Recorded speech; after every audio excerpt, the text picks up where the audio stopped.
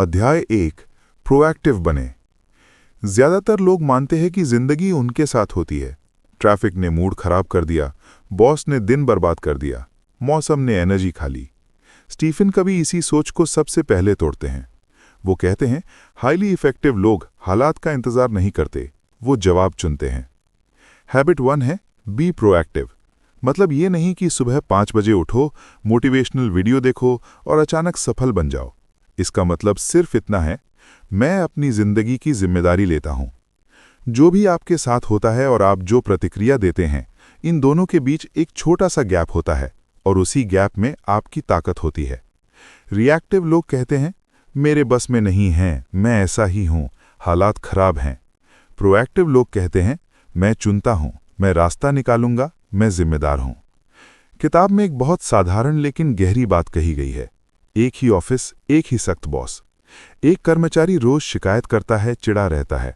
दूसरा कर्मचारी सीखता है, खुद को बेहतर बनाता है। बॉस वही, सिचुएशन वही, रिजल्ट अलग।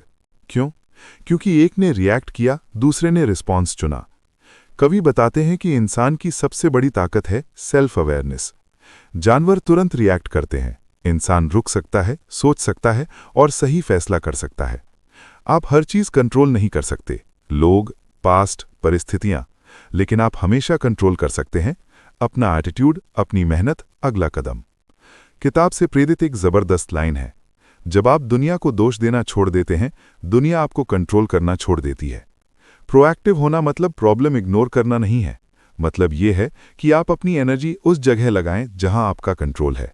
इकोनॉमी, वेदर, लोग क्या सोचते हैं, ये सब सर्कल ऑफ कंसर्न है और स्ट्रेस भी वहीं फ्री में मिलता है। लेकिन आपकी स्किल्स, हैबिट्स, हेल्थ, डिसिप्लिन, ये आपका सर्कल ऑफ इन्फ्लुएंस है और ग्रोथ भी यहीं होता है। जिस दिन आप रिस्पॉन्सिबिलिटी लेते हो, उसी दिन पावर वापस आती है और पावर आते ही एक्सक्यूजेस चुपचाप निकल जाते हैं। इस हैबिट को याद रखने के लिए एक लाइन है, पत्ते आपके हाथ में कैसे आए ये आपके बस में नहीं, लेकिन खेल कैसे खेलना है ये हमेशा आपके हाथ में है। हैबिट 1 नींव है। अगर ये नहीं तो बाकी हैबिट्स काम नहीं करेंगी, क्योंकि जब तक आप नहीं कहते मैं जिम्मेदार हूं, तब तक असली बदलाव शुरू नहीं होता। अध्याय 2 अंत को ध्यान में रखकर शुरू करें। ज्यादातर लोग बिना दिशा के दौड़ते रहते हैं, पूरा दिन बिजी, रात को थके हुए और फिर भी अंदर से खाली। स्टीफन कवी यहां एक खतरनाक सवाल पूछते हैं, आप जा कहां रहे हो? हैबिट 2 है begin with the and in mind. मतलब जिंदगी शुरू करने से पहले सोच लो कि अंत में बनना क्या है। कवि कहते हैं हर चीज 2 बार बनती है, पहले दिमाग में, फिर असल जिंदगी में। बिल्डिंग पहले सोची जाती है, फिर बनाई जाती है, लेकिन जिंदगी, उसे लोग बिना सोचे जीने लगते हैं। रोज उठना, काम करना, पैसा कमाना, सो जाना और फिर एक दिन पूछना मैं यहां पहुंचा कैसे? ये हैबिट विजन की बात करती है। ये पूछती है आप किस तरह के इंसान बनना चाहते हो। कवि एक बहुत गहरा एक्सरसाइज बताते हैं। सोचिए आपकी फ्यूनरल है, आप सुन रहे हो कि लोग आपके बारे में क्या कह रहे हैं। अब रुकिए, वो क्या कह रहे हैं? काम में बहुत बिजी था, या ईमानदार था, भरोसेमंद था, केयरिंग था? वही जवाब आपकी डायरेक्शन बता देता है। अधिकतर लोग समाज को अपनी स्क्रिप्ट लिखने देते हैं। पैसा मतलब सफलता, स्टेटस मतलब इज्जत, बिजी मतलब इंपॉर्टेंट। कवि कहते हैं सफल जिंदगी प्रेशर से नहीं, प्रिंसिपल्स से बनती है। एक आसान एग्जाम्पल, 2 लोग करियर चुनते हैं, एक पैसा देखकर, दूसरा अपने वैल्यूज देखकर। 10 साल बाद एक के पास सब कुछ है, सुकून नहीं, दूसरा शांत है, क्लियर है, ग्रो कर रहा है। इस चैप्टर से प्रेरित एक जबरदस्त लाइन है, अगर मंजिल तय नहीं है तो हर रास्ता थका देगा। हैबिट 2 हमें मिशन स्टेटमेंट बनाने को कहती है। कोई भारी शब्द नहीं, बस एक साफ दिशा। जब कंफ्यूजन आए, मिशन गाइड करता है, जब डिस्ट्रैक्शन आए, मिशन बचाता है। थोड़ा ह्यूमर लेकिन सच्चाई। ज्यादातर लोग जिंदगी ऐसे जी रहे हैं जैसे गूगल मैप्स में लोकेशन बंद हो। इस हैबिट की एक याद रखने वाली लाइन है, आज की क्लैरिटी कल के पछतावे से बचाती है। हैबिट 2 सिखाती है कि दूसरों को लीड करने से पहले खुद की जिंदगी को लीड करना सीखो। अध्याय 3 पहली चीजों को पहले रखें।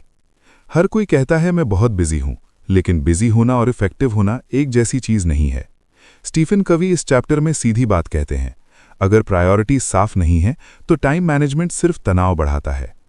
हैबिट 3 है पुट फर्स्ट थिंग्स फर्स्ट। मतलब अपनी जिंदगी को उन कामों के अनुसार चलाना जो सच में जरूरी हैं, ना कि उन कामों के अनुसार जो सबसे ज्यादा शोर मचाते हैं। ज़्यादातर लोग पूरा दिन रिएक्ट करते रहते हैं। नोटिफिकेशंस, कॉल्स, मैसेजेस, दूसरों की इमरजेंसीज। अर्जेंट चीज़ें चिल्लाती हैं, इंपॉर्टेंट चीज़ें धीरे बोलती हैं। कवि यहाँ टाइम मैनेजमेंट मैट्रिक्स समझाते हैं। 4 तरह के काम: ज़रूरी और तुरंत, तुरंत लेकिन ज़रूरी नहीं, ज़रूरी लेकिन तुरंत नहीं, न ज़रूरी न तुरंत। प्रॉब्लम यह है कि लोग अर्जेंट में फंसे रहते हैं, लेकिन हाईली इफेक्टिव लोग ज़्यादा समय देते हैं ज़रूरी लेकिन तुरंत नहीं वाले कामों को, जैसे सेहत, रिश्ते, सीखना, प्लानिंग, डिसिप्लिन। आज ये ज़्यादा ज़रूरी नहीं लगते, लेकिन कल यही सबसे ज़्यादा फ़र्क डालते हैं। एक सिंपल एग्जाम्पल: 2 लोगों के पास 24 घंटे हैं। एक कहता है अभी टाइम नहीं है, दूसरा इन चीज़ों को पहले शेड्यूल करता है। कुछ साल बाद एक थका हुआ, कंफ्यूज्ड, दूसरा बैलेंस्ड और क्लियर। इस चैप्टर से प्रेरित एक ज़बरदस्त लाइन है: अगर मंजिल तय नहीं है तो हर रास्ता थका देगा। हैबिट 3 सिखाती है कि काम मूड से नहीं, वैल्यूज से करो। थोड़ा ह्यूमर लेकिन सच्चाई: लोग अपने मोबाइल की बैटरी ज़्यादा अच्छे से प्लान करते हैं अपनी ज़िंदगी से। नो कहना भी इस हैबिट का हिस्सा है। डिस्ट्रैक्शंस को यस कहना, अपने गोल्स को नो कहना है। एक याद रखने वाली लाइन है: अर्जेंट जोर से बोलता है, इंपॉर्टेंट धीरे, चुनाव आपका है। हैबिट 3 विजन को एक्शन बनाती है। सोचना काफ़ी नहीं, करना ज़रूरी है। अध्याय 4 विन विन सोचें। ज्यादातर लोग जिंदगी को कंपटीशन मानते हैं। अगर मैं जीतूंगा तो कोई और हारेगा, अगर तुम आगे बढ़े तो मैं पीछे रह जाऊंगा। स्टीवन कवी कहते हैं यही सोच सबसे बड़ी प्रॉब्लम है। हैबिट 4 है थिंक विन विन। इसका मतलब ये नहीं कि आप कमज़ोर बन जाओ या हर बार दूसरों को खुश करो। इसका मतलब है ये मानना कि सफलता सीमित नहीं है, सबके लिए जगह है। विन विन पहले सोच है, बाद में तरीका। ये कैरेक्टर से आता है, ईमानदारी, समझदारी और अबंडेंस माइंडसेट से। कवि बताते हैं कि लोग आमतौर पर ऐसे सोचते हैं: win lose, lose win, lose lose, win win और नो डील।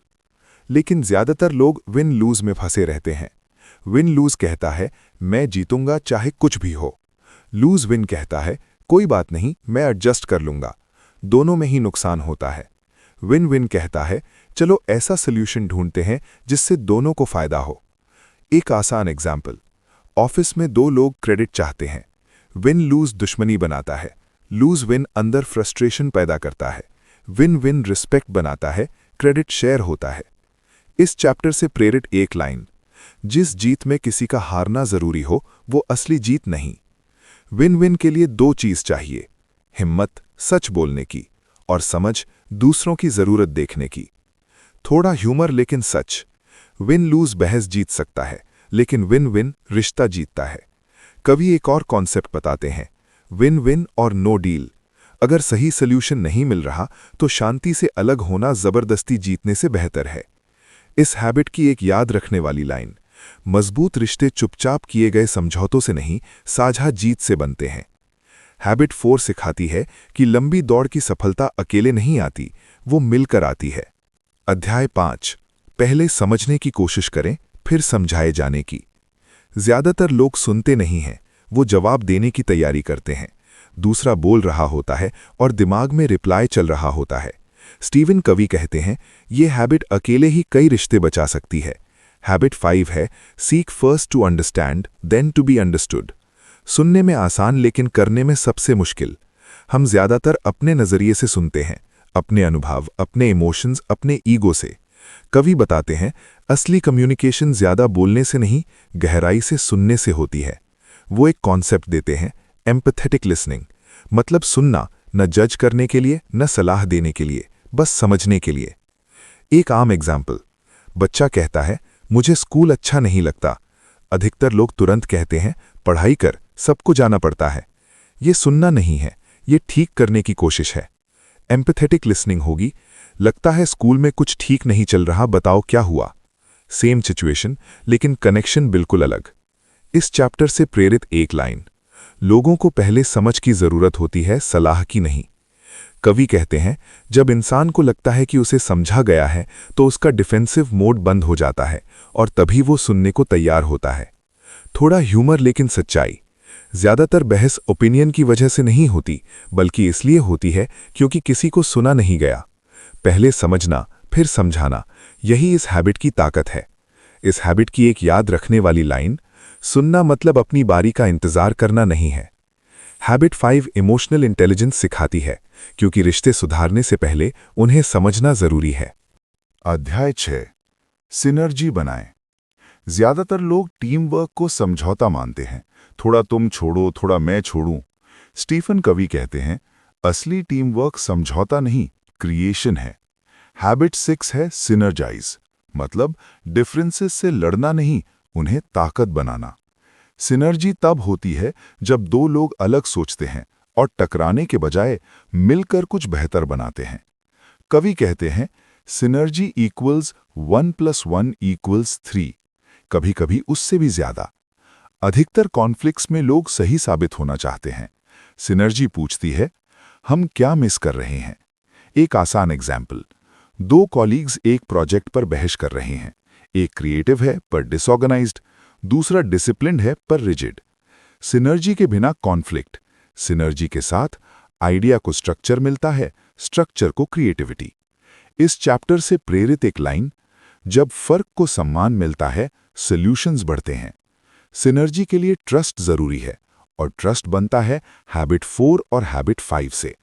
थोड़ा ह्यूमर लेकिन सच, अगर टीम में सब एक जैसा सोचते हैं तो कोई ना कोई एक्स्ट्रा है। सिनर्जी केओस नहीं है, ये पेशेंस, ओपननेस और ह्यूमिलिटी मांगती है। असहज डिस्कशन से ही बेहतर आइडियाज निकलते हैं। इस हैबिट की एक याद रखने वाली लाइन, एक जैसे लोग सुरक्षित लगते हैं, अलग लोग आगे बढ़ाते हैं। हैबिट 6 सिखाती है कि सफलता सबसे ज्यादा बोलने वाले की नहीं, सबसे बेहतर कोलैबोरेशन की होती है। अध्याय 7 आरी को तेज करें। ज्यादातर लोग लगातार काटते रहते हैं, थके हुए, एग्जॉस्टेड, लेकिन रुकने का नाम नहीं लेते। स्टीफन कवी कहते हैं, यही सबसे बड़ी गलती है। हैबिट 7 है शार्पन द सॉ, मतलब खुद को समय समय पर रिचार्ज करना। काम छोड़ना नहीं, खुद को बेहतर बनाना। कवि एक कहानी बताते हैं, एक आदमी लगातार पेड़ काट रहा है। कोई कहता है आरी तेज कर लो, वो बोलता है टाइम नहीं है। यही जिंदगी है। शार्पन द सॉ 4 हिस्सों में होती है, फिजिकल, मेंटल, इमोशनल और स्पिरिचुअल। एक भी इग्नोर किया बैलेंस बिगड़ जाता है। फिजिकल मतलब नींद, मूवमेंट, खाना। मोटिवेशन नींद का सब्स्टिट्यूट नहीं है। मेंटल मतलब पढ़ना, सीखना, सोचना। स्क्रोल करना लर्निंग नहीं है। इमोशनल मतलब रिश्ते, बात करना, सुनना, जुड़ना। स्पिरिचुअल मतलब पर्पस, धर्म नहीं, दिशा। इस चैप्टर से प्रेरित एक लाइन, आराम कमजोरी नहीं, तैयारी है। थोड़ा ह्यूमर लेकिन सच्चाई, लोग गाड़ी की सर्विसिंग कराते हैं पर खुद को लाइफ टाइम वारंटी समझ लेते हैं। हैबिट 7 ऑप्शनल नहीं है, ये बाकी सभी हैबिट्स को बचाती है। इस हैबिट की एक याद रखने वाली लाइन, ऊपर उठने के लिए ज्यादा करना नहीं, बेहतर बनना जरूरी है। हैबिट 7 किताब को पूरा करती है, क्योंकि असली सफलता तेजी नहीं, लगातार आगे बढ़ना है। The 7 habits of highly effective people. इस किताब के अंत तक पहुंचते पहुंचते एक बात साफ हो जाती है, ये किताब क्विक सक्सेस या शॉर्ट टर्म मोटिवेशन के बारे में नहीं है। ये किताब कैरेक्टर बनाने के बारे में है। स्टीफन कवी कहते हैं, जिंदगी एक दिन में ठीक नहीं होती, लेकिन देखने का नजरिया बदलते ही दिशा बदल जाती है। रिएक्टिव से प्रोएक्टिव बनना, गोल्स के पीछे भागने से वैल्यूज के साथ जीना, टाइम मैनेज करने से पहले डायरेक्शन मैनेज करना, यही असली बदलाव है। ये 7 हैबिट्स सीढ़ी की तरह हैं, छलांग नहीं लगाई जाती, एक एक करके चढ़ा जाता है। पहले आती है प्राइवेट विक्ट्री, खुद की जिम्मेदारी लेना, क्लियर होना, जरूरी चीजों को पहले रखना। फिर आती है पब्लिक विक्ट्री, विन विन सोचना, समझने के लिए सुनना और मिलकर बेहतर बनाना। और अंत में खुद को रिन्यू करना, क्योंकि बैलेंस के बिना ग्रोथ टूट जाती है। ये किताब हमें चुपचाप याद दिलाती है, सफलता तेज होने से नहीं, सही दिशा में होने से मिलती है। आज सब कुछ बदलने की जरूरत नहीं, बस इंटेंशनल होकर जीना शुरू करना है।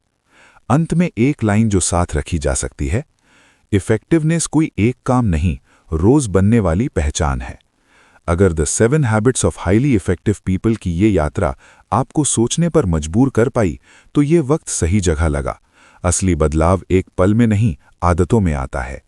अगर वीडियो उपयोगी लगा हो तो लाइक करें, ताकि ये और लोगों तक पहुंचे। इसे उस इंसान के साथ शेयर करें जो हर दिन बेहतर बनने की कोशिश कर रहा है। ज्ञानवर्स को सब्सक्राइब करें ऐसी ही किताबों की सीख और सरल मोटिवेशन के लिए, और बेल आइकन जरूर दबाएं ताकि हर नई सीख आप तक सबसे पहले पहुंचे।